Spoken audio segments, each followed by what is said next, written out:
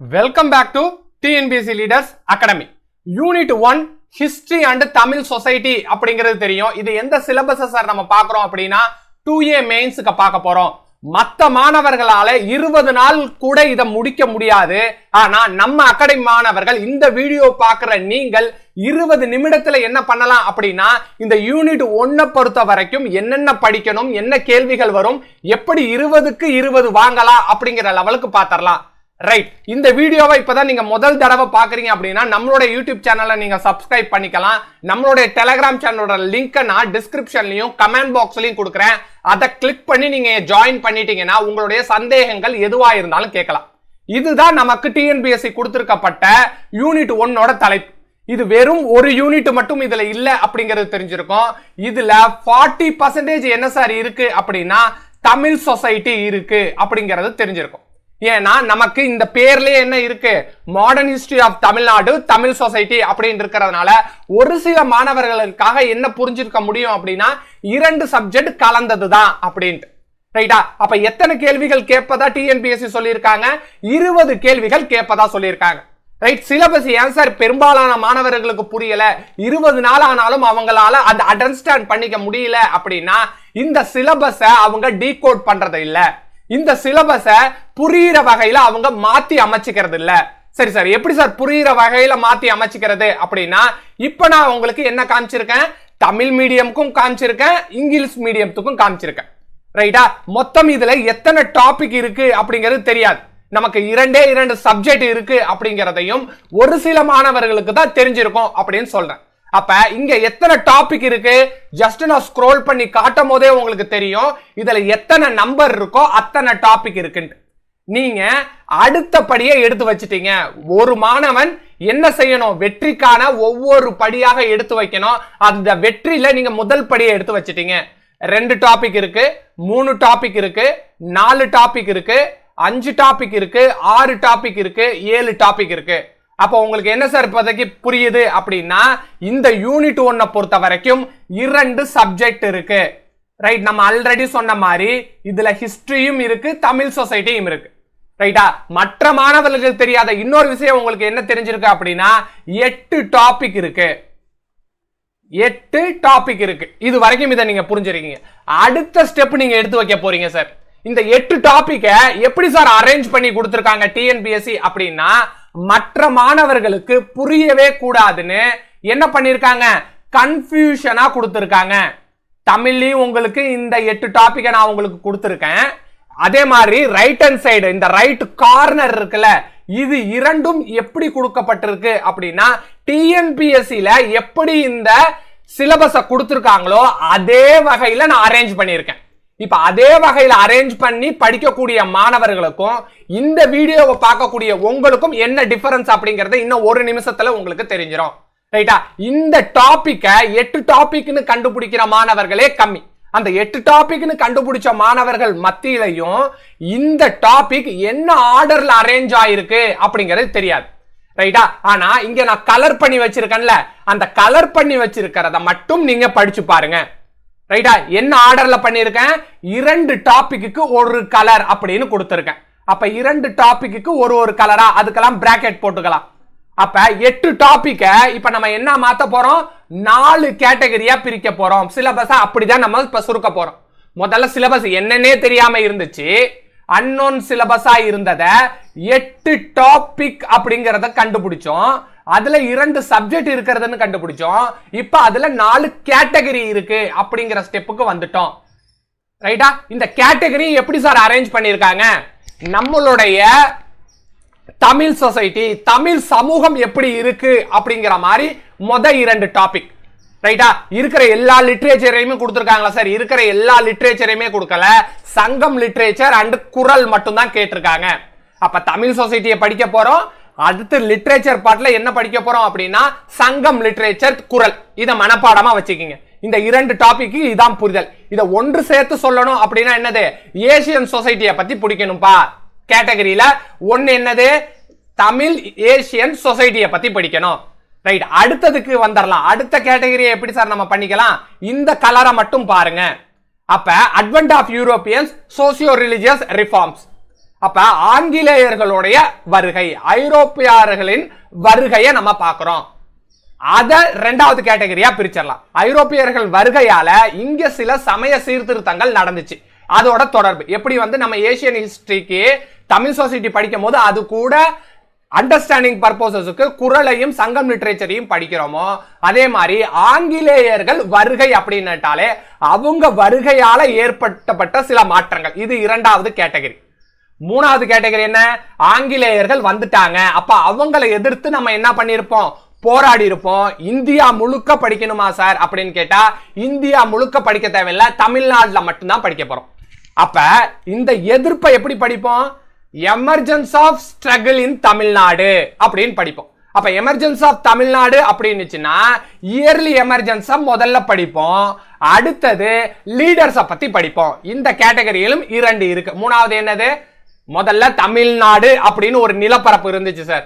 அந்த நிலப்பரப்புல என்ன வந்தாங்க? செகண்ட் கேட்டகரியா ஐரோப்பியர்கள் வந்தாங்க சார். ஐரோப்பியர்கள் வந்தால மூணாவது கேட்டகரி என்ன ஆயிடுச்சு? அவங்களை எதிர்க்கணும் சார். அப்ப ராஜாக்கள் எதிர்த்தாங்க, அடுத்தது லீடர்ஸ்கள் எதிர்த்தாங்க அப்படிங்கிறது மூணாவது கேட்டகரி. நாலாவது கேட்டகரி என்ன? ஐரோப்பியர்களை எதிர்த்து சுதந்திரமும் வந்துருச்சு சார். இப்ப 1947க்கு அப்புறம் இந்த தமிழகம் எப்படி இருந்துச்சு அப்படின்னு படிக்கிறது நாலாவது கேட்டகரி சார். இப்ப நம்ம என்ன இதுக்கு கிளாரிட்டிக்கு வந்திருக்கோம் அப்படிங்கிறது உங்களுக்கு தெரிஞ்சிருக்கும்.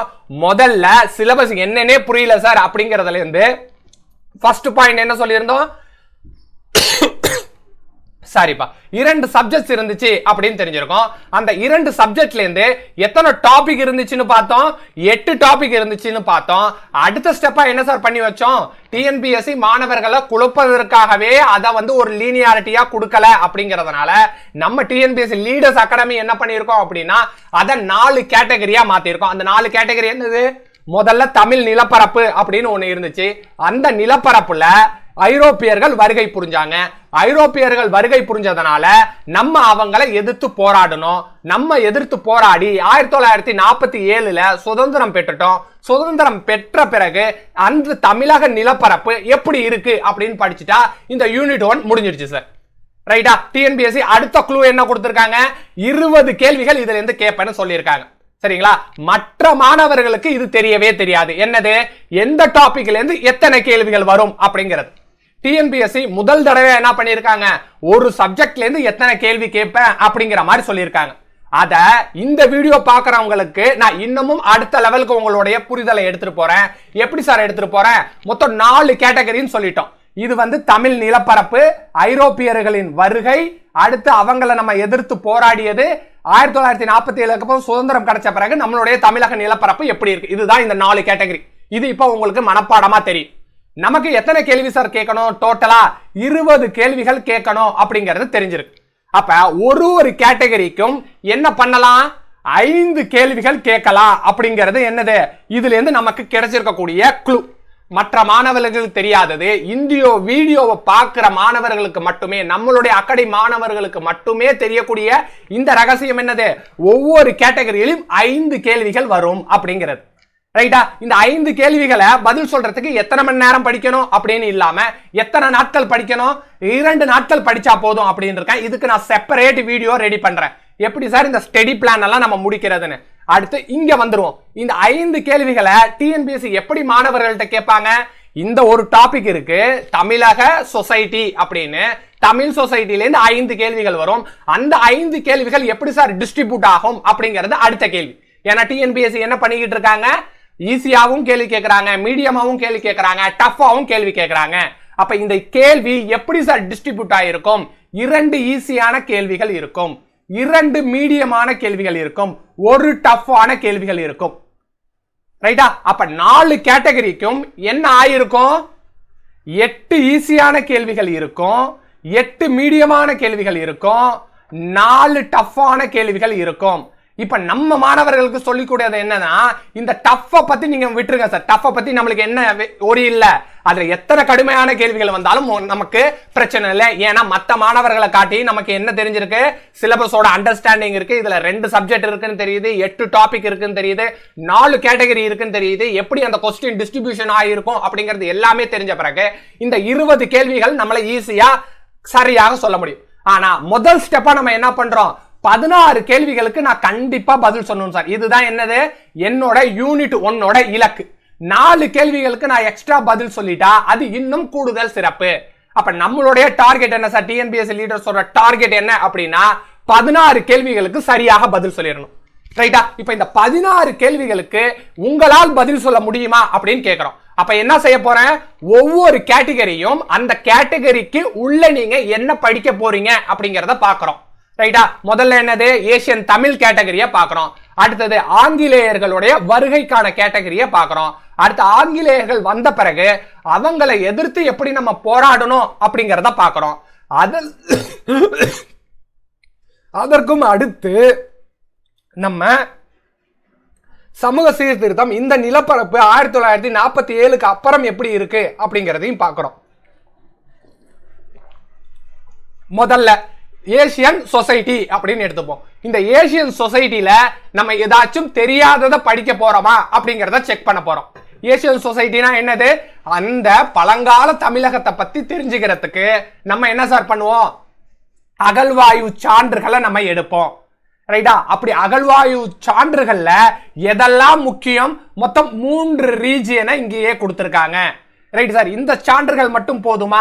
இல்ல, இதை தாண்டியும் சான்றுகள் இருக்கு. அது என்னது சார்? சங்கம் லிட்ரேச்சர். ரைட்டா? இங்க எத்தனை வார்த்தைகள் இருக்கு அப்படிங்கிறது நம்மளுக்கு முக்கியம் இல்ல, நீங்க என்ன புரிஞ்சு வச்சிருக்கீங்க அப்படிங்கிறது முக்கியம். அப்ப டிஎன்பிஎஸ்சி என்ன சொல்லுது?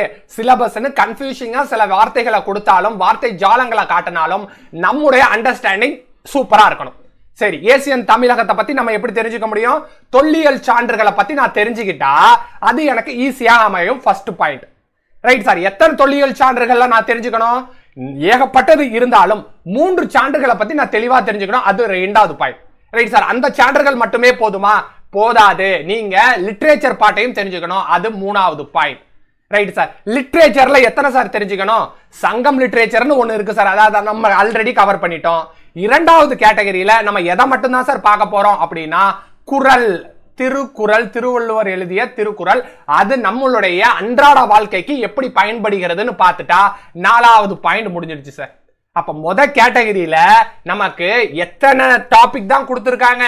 வார்த்தைகளை நீங்க பார்க்காதீங்க, வார்த்தைகளை பார்த்தீங்கன்னா நீங்க பயப்படுவீங்க. ஆனா எத்தனை கேட்டகரி தான் நம்மளுக்கு கொடுத்திருக்காங்க? முதல் கேட்டகரி தொல்லியல் சான்றுகளை தெரிஞ்சுக்கணும். எத்தனை சான்றுகள் தெரிஞ்சுக்கணும்? 3 சான்றுகளை தெரிஞ்சுக்கணும். அவங்களே சொல்லியிருக்காங்க, அரிக்கமேடு, ஆதிச்சநல்லூர், கீழடி அப்படின்ட்டு. ரைட் சார், அது மட்டும் போதுமா? இல்ல, அது மட்டும் போதாது. 3வது 4வதா என்ன தெரிஞ்சுக்கணும் அப்படின்னா சங்கம் லிட்ரேச்சர் இருக்கு, திருக்குறள் இருக்கு, அதை பத்தி நீங்க தெரிஞ்சுக்கணும். இதுல நமக்கு தெரியாதது இருக்கா அப்படின்னு பார்த்தா நான் இங்க கொஸ்டின் டிஸ்ட்ரிபியூஷன்ல கொடுத்திருந்தேனே, இதுல இருந்து ஈஸியான கேள்விகள் வந்தாலும் நீங்க பதில் சொல்லிடுவீங்க, மீடியமான கேள்விகள் வந்தாலும் பதில் சொல்றீங்க. இல்ல, டஃப்பான கேள்வி ஒரு கேள்வி வருதுன்னே வச்சுப்போமே, அதற்கும் உங்களுக்கு பதில் சொல்ல முடியும். இருந்தாலும் நம்மளுடைய எதிர்பார்ப்பை என்னவா பண்றோம்? இந்த டாபிக்ல இருந்து நான் 4 கேள்விக்கு சரியாக பதில் சொல்லிடணும், ஒரு கேள்விக்கு சரியா பதில் சொல்லலைனாலும் பரவாயில்ல அப்படிங்கிற ஒரு மைண்ட் செட்டை உங்களுக்கு எடுத்துட்டு வந்துட்டேன். ரைட்டா? முதல் கேட்டகரிய நம்ம பார்த்து முடிச்சாச்சு. அடுத்து என்ன சார் சொல்லியிருந்தேன்? ஆங்கிலேயர்கள் வந்துட்டாங்க அப்படிங்கறத உங்கள்கிட்ட சொல்லியிருந்தேன். ஆங்கிலேயர்கள்னா யாரு? ஐரோப்பியர்கள் தான். அப்ப மொத்தம் எத்தனை ஆங்கிலேயர்கள் சார் இருந்தாங்க அப்படின்னா அந்த ஆங்கிலேயர்களுடைய வரிசையை இங்க கொடுத்துட்டாங்க. மொத்தம் 6 ஆங்கிலேயர்கள் இருந்தாங்க அப்படிங்கிறது நம்ம பள்ளி பாட புத்தகத்திலே இருக்கு. அதுல நமக்கு எவ்வளவு சார் கொடுத்திருக்காங்க அப்படின்னா அந்த 6 ஆங்கிலேயர்கள் தலைப்பையும் கொடுத்துட்டு பிரிட்டிஷ மட்டும் நீ தெளிவா படிச்சுக்க அப்படின்னு சொல்லிட்டாங்க. ஏன்னா பிரிட்டிஷ் தான் நம்மளை அடிமைப்படுத்திருந்தாங்க அப்படின்னு தெரியும். அப்ப இன்ட்ரோடக்ஷன் மாதிரி ஃபர்ஸ்ட் பாயிண்ட் என்ன கொடுத்துட்டாங்க? யாரெல்லாம் நம்ம நாட்டுக்கு வந்தாங்க அப்படிங்கறத ஃபர்ஸ்ட் பாயிண்ட்ல சொல்லியாச்சு. ரைட்டா? அதுல யார் வெற்றி பெற்றா?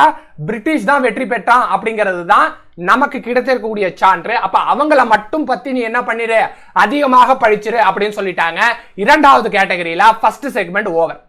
ரைட்டா? 2வது கேட்டகரியில அடுத்தது என்ன சொல்லியிருக்கேன்? ஆங்கிலேயர்கள் இங்க வந்ததனால நமக்கு என்ன நடந்திருக்கு? சமூகத்துல சில மாற்றங்கள் வந்திருக்கு, சேஞ்சஸ் அப்படின்னு எடுத்துக்கலாம். ரைட்டா? இந்த சேஞ்சஸ் எப்படி இருக்கும் அப்படின்னா பாசிட்டிவாவும் இருக்கலாம், நெகட்டிவாவும் இருக்கலாம். அந்த சேஞ்சஸை பத்தி படிக்கிறது 3வது பாயிண்ட். ரைட்டா? ஃபர்ஸ்ட் கேட்டகரிகளோட நமக்கு என்ன இருக்கு? 4 டாபிக்கா அதை பிரிச்சிருக்காங்க, 4 வார்த்தைகளா அதை நம்ம புரிஞ்சு வச்சிருக்கோம். ஆனா 2வது கேட்டகரியில நமக்கு அந்த இது கூட கிடையாது, வெறும் 3 கேட்டகரியா இருக்கு. ஆங்கிலேயர்கள் வந்தாங்க சார். எத்தனை ஆங்கிலேயர் வந்தாங்க? 6 ஆங்கிலேயர்கள் வந்தாங்க. அதுல பிரிட்டிஷ் மட்டும்தான் வெற்றி பெற்றான். அவனை பத்தி நான் நிறைய படிக்க போறேன். அந்த பிரிட்டிஷ் வந்ததனால சமூகத்துல சில மாற்றங்கள் வந்துச்சு. அது பாசிட்டிவாவும் இருக்கலாம், நெகட்டிவாவும் இருக்கலாம். அந்த பாசிட்டிவ் நெகட்டிவ் படிக்க போறேன். அப்ப 3 கேட்டகரி டாபிக்கா இதை நான் பிரிச்சுட்டேன். அப்ப இதுல இருந்து நான் என்ன சார் பதில் சொல்லணும்? 4 கேள்விகளுக்கு நான் கரெக்டாக பதில் சொல்லணும்னு உறுதிமொழி எடுத்துக்கிறேன். ஒரு கேள்விக்கு பதில் சொல்லலைனாலும் பரவாயில்ல அப்படிங்கிற மாதிரி நான் முடிவுக்கு வந்துடுறேன். ரைட். 3வது கேட்டகரியில் என்ன இருக்கு? இப்ப அவங்களை எதிர்த்து நம்ம போராடணும். அவங்களை நம்ம எதிர்த்து போராடணும் அப்படின்னா 2 டாபிக் இருக்கு.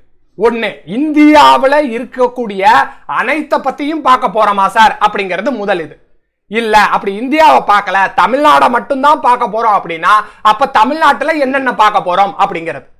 ரைட்டா? இந்திய லெவல்ல ஆங்கிலேயர்களை எதிர்த்து போராடினாங்க. அதுதான் இந்திய தேசிய இயக்கம் அப்படிங்கறதுல ஒரு மிகப்பெரிய கட்சி. இது இந்தியா முழுவதும் பரவ இருந்துச்சு. அவங்க என்ன பண்ணாங்க? பிரிட்டிஷை எதிர்த்து போராடினாங்க.